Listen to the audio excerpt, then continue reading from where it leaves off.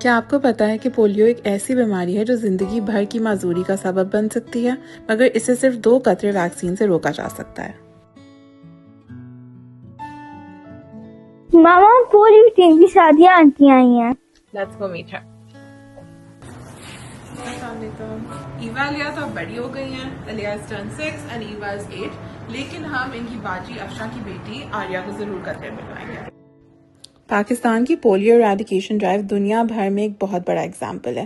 لاہور میں health workers اور volunteers ہر گلی اور ہر محلے میں جا کر بچوں کو پولیو کی ویکسینیشن دے رہے ہیں۔ ہم سب کا ایک ہی گول ہے کہ یہ ویکسین ہر بچے تک پہنچنی چاہیے، چاہے وہ شہر میں ہو یا دیہاتی علاقوں میں۔ پولیو ٹیمز ہمارے بچوں کے لیے ہمارے گھر آتی ہیں۔ میں نے ہمیشہ پولیو مہم کے دوران اپنے بچوں کو قطرے پلوائے اور بچوں کا حفاظتی ٹیکوں کا کورس پورا کروایا ہے، اس لیے میرے بچے ہیلدی اور تندرست ہیں اور ہر بیماری کا مقابلہ کرنے کے لیے تیار۔ میں سب پیرنٹس سے کہنا چاہتی ہوں کہ ہر مہم کے دوران اپنے بچوں کو قطرے پلوائیں اور پولیو ٹیمز کے لیے اپنے دروازے کھولیں اور انہیں اپنے گھروں میں ویلکم کریں۔